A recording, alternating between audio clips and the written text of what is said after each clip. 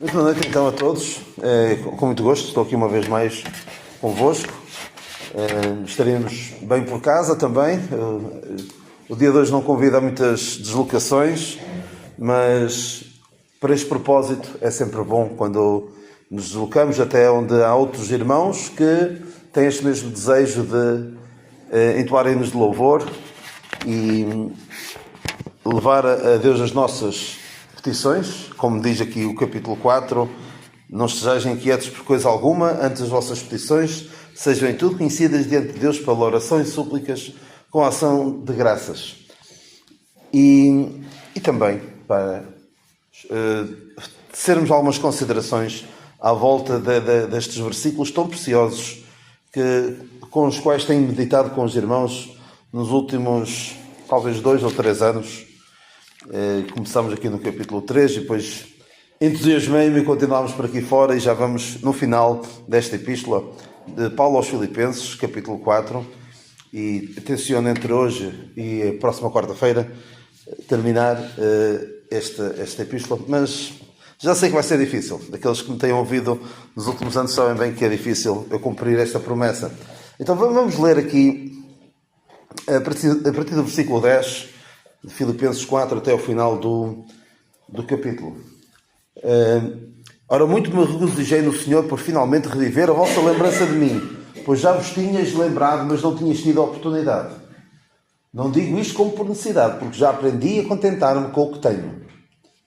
Sei estar abatido e sei também ter abundância em toda a maneira e em todas as coisas estou instruído, tanto a ter fartura como a ter fome, tanto a ter abundância como a padecer necessidade. Posso todas as coisas em Cristo que me fortalece. Todavia fizestes bem em tomar parte na minha aflição. E bem sabeis também, ó Filipenses, que no princípio do Evangelho, quando parti da Macedónia, nenhuma igreja comunicou comigo com respeito a dar e a receber, senão vós somente. Porque também uma e outra vez me mandastes o necessário a Tessalónica. Não que procure dádivas, mas procure o fruto que cresça para a vossa conta. Mas bastante tenho recebido e tenho abundância, cheio estou, depois que recebi de Epafrodito o que da vossa parte me foi enviado, como cheiro de suavidade e sacrifício agradável e aprazível a Deus. O meu Deus, porém, segundo as suas riquezas, suprirá todas as vossas necessidades em glória por Cristo Jesus. Ora, a nosso Deus e Pai seja dada a glória para todo sempre. Amém. Saudai a todos os santos em Cristo Jesus. Os irmãos que estão comigo vos saúdam. Todos os santos vos saúdam, mas principalmente os que são da casa de César. A graça de nosso Senhor Jesus Cristo seja com vós todos. Amém. Até aqui terminamos aqui a epístola e nós temos estado aqui à volta destes versículos finais que falam-nos daquela necessidade que os filipenses viram em Paulo.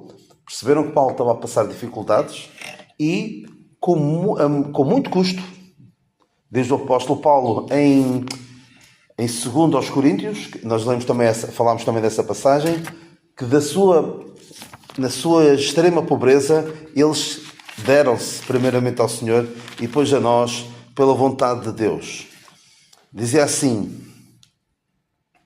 em 2 aos Coríntios 8, também, irmãos, vos fazemos conhecer a graça de Deus dada às igrejas da Macedónia. Com muita prova da tribulação houve abundância do seu gozo, e com a sua profunda pobreza abundou em riquezas da sua generosidade.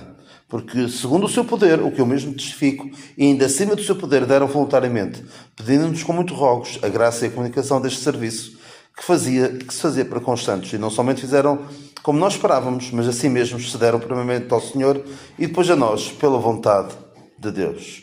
De maneira que exortámos a Tito que assim como antes tinha começado, assim também acabasse essa graça entre vós.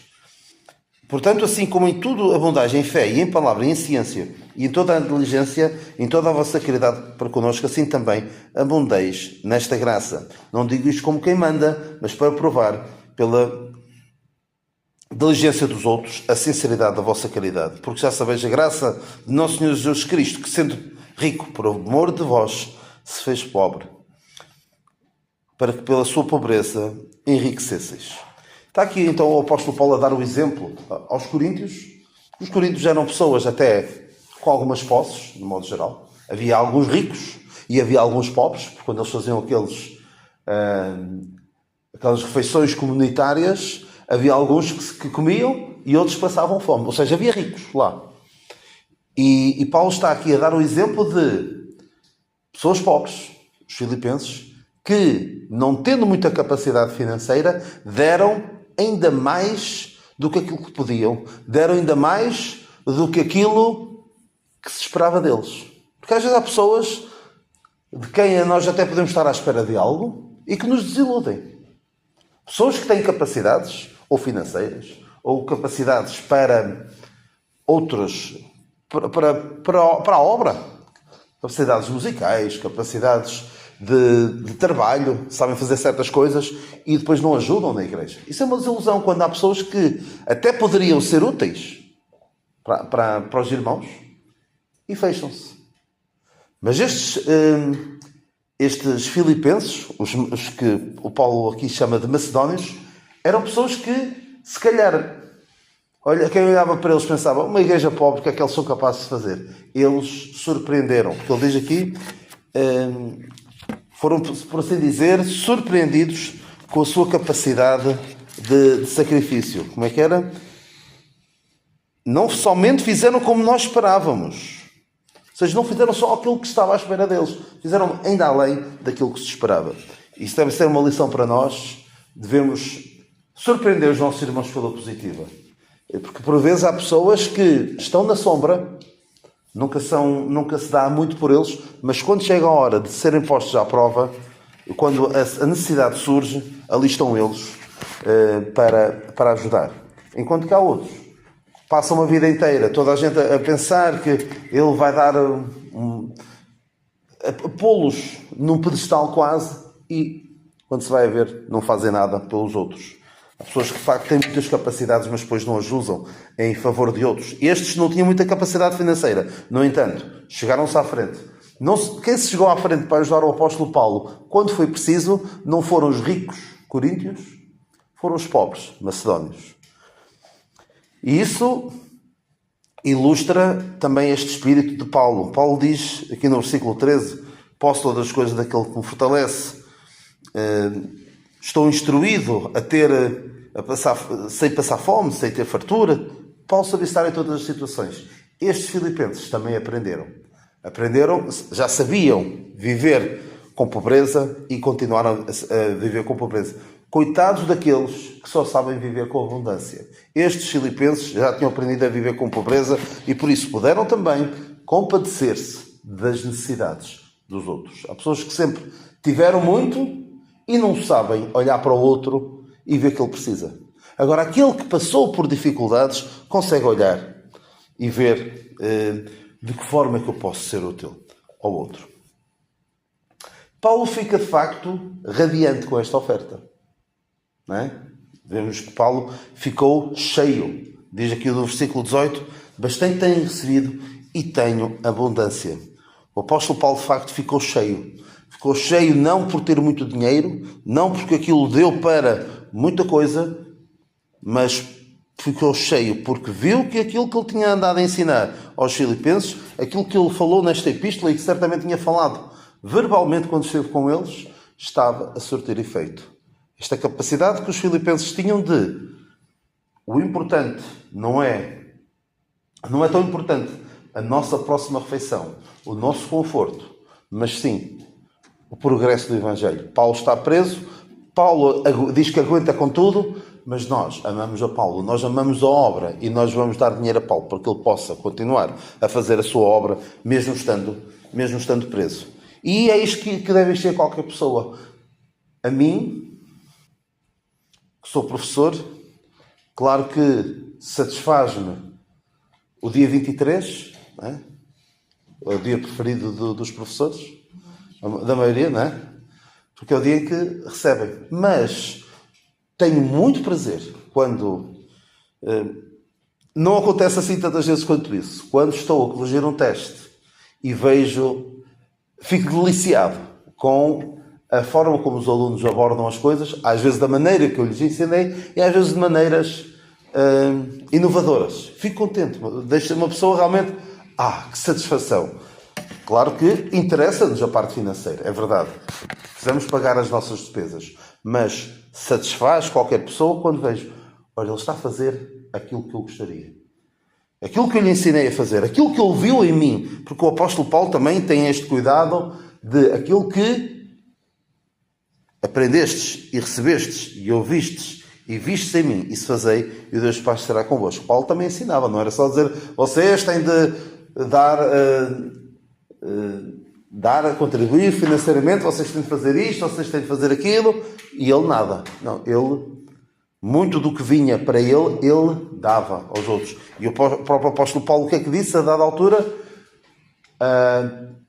Enquanto pude, estas mãos me sustentaram a mim e aos que estão comigo. Paulo não andava aqui para enriquecer. Se fosse para enriquecer, Paulo tinha ficado na vida que tinha antes. A vida que ele tinha antes era no judaísmo e ele dava para ganhar dinheiro. Lembram-se daquela passagem que o Senhor Jesus Cristo dizia que vós, fariseus, devorais as casas das viúvas, sob pretexto de prolongadas orações? Eles não tinham problemas em explorar com fins religiosos as pobres viúvas sob pretexto de prolongadas orações. Talvez dissesse, olha, se tu deres este dinheiro eu posso orar pelo teu falecido. Ou seja, o que nós vemos hoje nas religiões não é nada de novo. Não foi algo que eles inventaram agora nos últimos anos. Já vinha desses tempos. E Paulo provavelmente também o fazia. Porque ele era dos mais distintos fariseus. E quando nós pensamos em Paulo como fariseu, não vamos pensar, Paulo não era bem daqueles fariseus maus que o Senhor censurava. Era. O que é que ele andava a fazer quando o Senhor chamou? Estava a perseguir e a matar cristãos. Portanto, não vamos pensar, Paulo era diferente, o Senhor viu que eu via ali. Não, Paulo era do piorio. Portanto, não vamos estar aqui a pensar que Paulo era particularmente distinto em termos de bondade dos demais. E então, Paulo, se fosse para ganhar dinheiro, não o sentia nisto. Porque aquilo não dá dinheiro. E por isso é muito estranho quando vemos chamados pastores que têm uma vida de luxo, ostentam uma vida de luxo. Já nem preciso ir para o luxo que vemos no Vaticano e nos templos católicos. Nem precisamos ir para aí. Mas mesmo no meio dos ditos evangélicos, que é um conceito que eu cada vez menos me gosto de identificar, já falei convosco sobre isso, numa mensagem, numa das últimas mensagens que dei sobre a igreja, como é que Deus chama as igrejas? Igreja dos, não é? Mas isso é outra questão. Mas alguns dizem-se pastores evangélicos e têm uma vida de luxo. Têm aviões privados. E sabem o que é que eles nunca digam? Sabem o que é que esses pastores nunca dizem? Bastante tenho recebido. Nunca se ouve essas pessoas a dizer isso. Já recebi que chego. Nunca. E não, eu lembro-me daquela passagem, gosto muito daquela passagem, quando o Senhor manda o povo trazer bens para construir o tabernáculo. A dada altura, as pessoas trouxeram muita coisa, que tinham trazido do Egito, porque os egípcios, para os mandar de lá para fora, até lhes deram coisas. E o que é que passou começaram a dizer no arraial o quê? Não tragam mais, já chega. Ou seja, a necessidade está suprida. As necessidades que nós tínhamos para construir o tabernáculo, já temos o suficiente. Mas sabem o que é que alguns, com a Bíblia na mão, mas na boca não há Bíblia, há Bíblia, mas deturpada, não há a palavra de Deus, não há o Espírito de Deus na sua pregação, nunca dizem, já recebi que chega, não é preciso mais. Vêm sempre com argumentos de que, por exemplo, esses dos aviões dizem eu com este avião consigo pregar o Evangelho a mais sítios. É uma tristeza a vida de luxo que alguns levam, que contrasta completamente com tudo o que nós vemos na Bíblia. Nós que aqui estamos, se entrasse aqui algum crente do primeiro século, se calhar ia achar estranho que é aquela coisa ali, que são estes instrumentos. É natural. Mas se calhar se tentasse compreender o que nós estamos aqui a fazer, estamos a ler a palavra de Deus, estamos a falar da palavra de Deus, eu penso que conseguiria perceber que há alguma ligação com o que eles faziam. Eles sentavam-se ou ficavam em pé e falavam da palavra de Deus. Liam as epístolas de Paulo. Liam a palavra de Deus e comentavam. Eu estou a dizer, liam as epístolas de Paulo, neste caso, os filipenses, quando receberam a carta, estavam a ler. E depois passavam de uns para os outros. Como nós vemos em Colossenses, que o Paulo diz, a carta que enviei para Laodiceia, vocês também a leem. E havia este hábito, se juntarem para ler a palavra de Deus. Agora, o luxo em que alguns ditos ministros de Deus vivem, não tem nada a ver com isto. Um cristão do primeiro século, Paulo, se chegasse aqui e visse isto, mas que vergonha é esta? Isto não é o Evangelho da graça de Deus. O Senhor Jesus Cristo disse, de graça recebestes, de graça dai. Era o que faltava. Enriquecer à conta do Evangelho. É muito triste e é tentador. E o diabo é astuto. E sabe sabe controlar as pessoas, sabe influenciar as pessoas para o mal, infelizmente. Então ele diz, cheio estou depois que recebi de Epafrodito o que da vossa parte me foi enviado. Já vos contei a história. Epafrodito foi enviado para levar esta oferta e vimos, não vimos na altura, mas certamente já viram esta passagem que vamos ver Filipenses 2:25. Julguei contudo necessário mandar-vos Epafrodito, meu irmão e cooperador e companheiro nos combates, e vosso enviado para prover às minhas necessidades. Porquanto tinha muitas saudades de vós todos, e estava muito angustiado de que tivesseis ouvido que ele estivera doente. E de facto esteve doente, e quase até à morte. Mas Deus se apiadou dele, e não somente dele, mas também de mim, para que eu não tivesse tristeza sobre tristeza. Por isso vos enviei mais depressa, para que, vendo outra vez, vos regozijeis e eu tenha menos tristeza. Sei, pois, no Senhor com todo gozo e tendo-o em honra. Porque pela obra de Cristo chegou até bem próximo da morte, não fazendo caso da vida para suprir para comigo a falta do vosso serviço. Ou seja, Epafrodito foi levar uma oferta, desculpem lá a expressão, miserável em termos quantitativos, mas em termos qualitativos, uma oferta tremenda. E o Epafrodito, este sacrifício do Epafrodito foi quase, a expressão não é bíblica, a cereja no topo do bolo. Este ato de sacrifício dos filipenses, de juntar dinheiro para enviar a Paulo, e depois por cima disto, o Epafrodito chegou a uma altura em que ficou doente, pensou assim, olha, deixa-me cuidar da minha vida, da minha saúde, o dinheiro, olha, Paulo que espera, ou que vá a outro, depois alguém que há de se encarregar de levar este dinheiro, porque levar dinheiro não era fácil. Levar uma carta, como o caso de Tíquico, que levava cartas do apóstolo Paulo, era perigoso. A carta podia ser roubada, mas dinheiro era muito perigoso. Então Epafrodito voluntariou-se para este serviço e ficou doente e podia ter desistido desta missão. Mas ele não fez caso da vida, porque percebeu, não é Paulo. A obra que Paulo está a fazer é mais importante do que a minha vida. Quantos é que pensam desta maneira?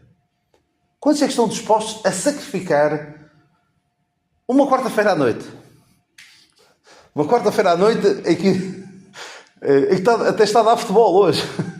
Alguns não sacrificam. Não, nem pensar uma coisa dessas. Lá vou estar eu a tirar do meu tempo Ainda por cima está a chover. O Senhor compreende, certamente. É que nem estes sacrifícios se fazem. E os meus irmãos mais velhos lembram-se dos sacrifícios que faziam para ir aos cultos. Os meus sogros dizem que eu numa motita para Espinho, com a Cláudia, no meio dos dois, com o tempo que estivesse, iam. Mas se estivesse a chover, lá iam eles. Fazer sacrifícios. E estamos a falar de sacrifícios de vir a um culto. Não estou a falar de fazer o sacrifício de sofrer dano por nos identificarmos com Cristo. Darmos do nosso dinheiro porque percebemos que a obra precisa. Não está. Este homem esteve disposto a morrer. Se eu preciso morrer, eu morro. O dinheiro tem de chegar a Paulo.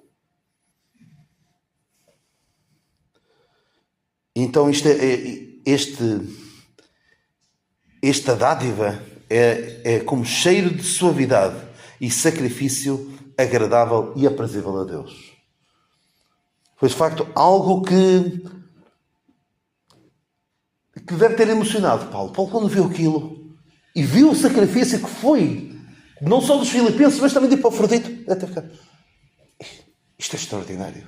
Isto é o cristianismo verdadeiro. Mas sabem o que é que estes pastores de hoje olhariam para aquilo? O que é isto?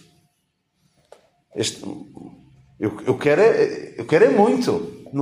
Uma miséria de dinheiro. A Bíblia não diz quanto é que foi.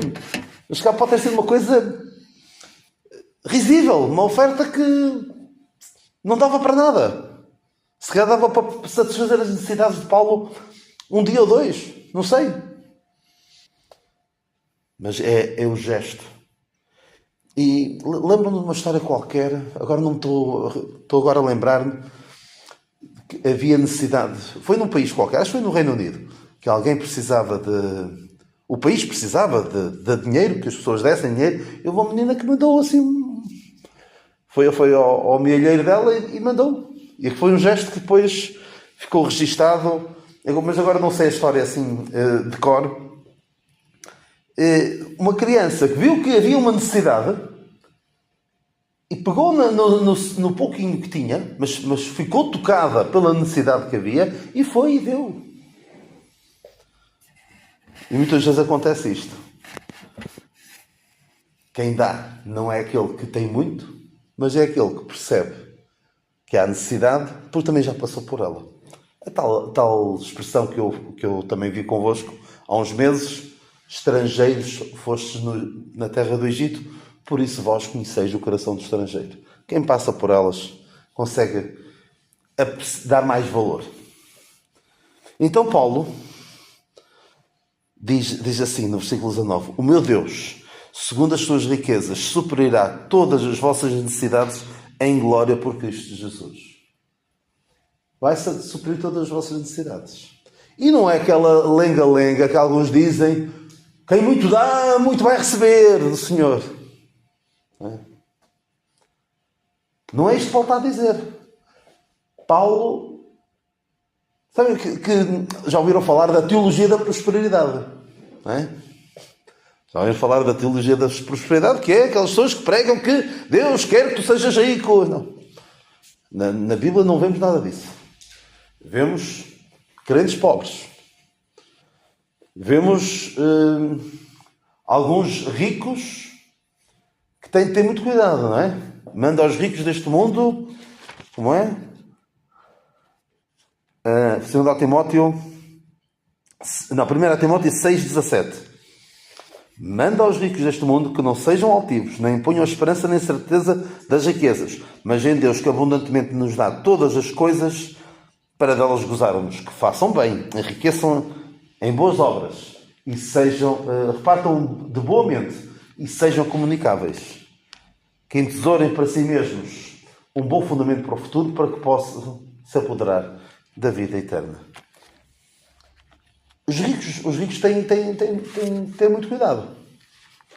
Eu acho que não sei se já vos disse, mas vocês sabem.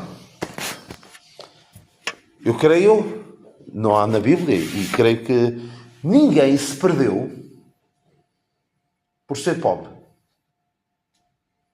não tem dinheiro suficiente para se salvar? Ninguém. Não tenho dinheiro para uma Bíblia. Mas tenho. Tenho ouvidos para ouvir o Evangelho e querer. Não precisa ser muito rico. Mas sabem o que é que aconteceu aos ricos? Alguns ricos? O que é que lhes aconteceu? Perderam-se. Por serem ricos. O mancebo rico? O rico insensato? Perderam-se. Como? O rico e o Lázaro. Exato. Sim. O rico e o Lázaro perderam-se. Por serem ricos. Vale muito a pena ser rico? Não. Sim, temos esses 3 homens ricos. Que até há quem... Lembro de uma mensagem do nosso irmão Josias em que ele falava dele como sendo o mesmo. E até pode ter sido o mesmo. O rico insensato quando era novo, depois a fazer aqueles planos todos. O mancebo rico, o rico insensato e depois o rico e do Lázaro. Pode até ter sido a mesma pessoa. Mas ilustra quando o coração é dominado pelos bens materiais, é um problema. A Bíblia não prega isso para nós. Não prega a teologia da prosperidade, prega a teologia da suficiência. Paulo diz, bastante tenho recebido. Sei ter abundância, sei ter necessidade. O segredo não é ter muito, é estar satisfeito com aquilo que nós temos. Porque nós, muitas vezes, não podemos controlar aquilo que temos. Eu nunca vou ser rico. Não espero herdar muita coisa, materialmente falando. A trabalhar para alguém, ainda para mais para o Ministério da Educação, nunca vou ficar rico. Isso eu não consigo controlar. Consigo controlar é a forma como eu reajo à minha falta de prosperidade financeira. E devo perceber que o mais importante na vida não é ter muito dinheiro. Eu já cheguei a essa conclusão. O meu objetivo principal na vida não é nem de perto nem de longe o ter muito dinheiro. Quanto mais depressa se perceber, e está aqui um jovem, quanto mais depressa perceber que o mais importante na vida não é dinheiro, melhor. Mesmo do ponto de vista humano, sem estar a pensar na questão espiritual. Claro que nós percebemos que o mais importante é querermos no Senhor Jesus Cristo como nosso Salvador, pois isso dá-nos a garantia da vida eterna. Mas mesmo do ponto de vista humano, meramente humano, o dinheiro não é o mais importante. E estas necessidades que Ele promete suprir não são necessariamente as materiais. Provavelmente, alguns destes que deram dinheiro a Paulo e ficaram sem aquele dinheiro, continuaram pobres e morreram pobres. É possível que isso tenha acontecido. Mas os filipenses já tinham percebido algo que nós precisamos de perceber. As nossas necessidades, as verdadeiras necessidades, vão muito para além do material. As necessidades espirituais. A necessidade de sermos confortados no meio da nossa adversidade. Isso é muito mais importante. Temos a palavra de Deus que nos traz consolação, mesmo no meio das dificuldades. Havia algo que estes filipenses podiam ter a certeza. Tinham o Senhor com eles, tinham os seus irmãos na fé com eles, tinham a palavra de Deus, talvez não tivessem a palavra de Deus como nós temos, mas têm esta consolação das Escrituras. Quando diz que irá satisfazer todas as necessidades, em glória, não está a falar do material necessariamente. Porque o objetivo de Deus para nós hoje não é que nós tenhamos saúde, que tenhamos muito dinheiro, que tenhamos a felicidade como o mundo a vê. É que nós saibamos, no meio destas circunstâncias, muitas vezes adversas, continuarmos a confiar em Deus e a dar um testemunho aos outros. E é isto que nós precisamos de aprender. Precisamos de aprender não a teologia da prosperidade, mas a teologia da suficiência. Deus é suficiente. Deus nos basta. Claro, ninguém quer ser pobre. Ninguém quer passar problemas na vida. Mas é aí, muitas vezes, que nós aprendemos as lições que não aprenderemos em mais lado nenhum. E é aí que nós temos uma oportunidade de ouro para ensinar aos outros. Os nossos irmãos mais velhos têm uma oportunidade que não tiveram quando eram novos, de ensinar aos mais novos como é que se vive com a doença, com a velhice, quando as nossas capacidades físicas se vão debilitando. Temos a oportunidade de ensinar aos mais novos: olha, é assim que se vive na dependência de Deus, mesmo quando custa, mesmo quando dói. E acredito que às vezes não dói só de vez em quando, dói todo o dia. E temos de aprender a lidar. E é uma forma que nós temos de ensinar aos mais novos. Mas no meio disto tudo, as nossas necessidades serão supridas. Não necessariamente as materiais, mas as espirituais. Com o gozo, com a alegria, com o amor que Deus nos concede. Nós, se Deus quiser, na próxima semana, iremos ver estes versículos que nos faltam. Parece que Paulo está aqui a termina a epístola e depois volta a terminar, não é? Ora, nosso Deus e Pai seja dada a glória para todo sempre. Amém. E depois volta a terminar no versículo 23. Mas aqui pelo meio tem uns versículos muito interessantes, em que Paulo fala em particular dos da casa de César. Isto remete-nos também para os versículos iniciais, em que Paulo diz que as minhas prisões foram manifestas por toda a guarda pretoriana. Ou seja, havia pessoas da casa de César que eram crentes. E foram crentes e converteram-se porquê? Muito provavelmente. Não foi por influência de César. Foi por influência de Paulo. Foi por influência de Paulo.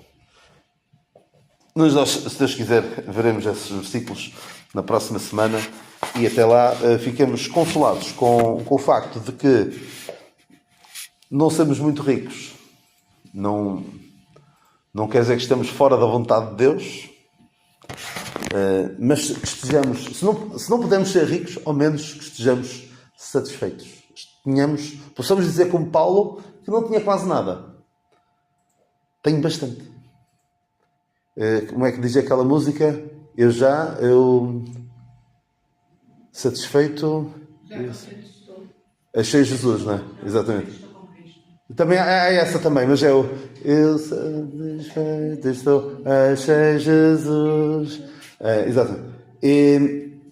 É o mais importante. É nós estarmos satisfeitos.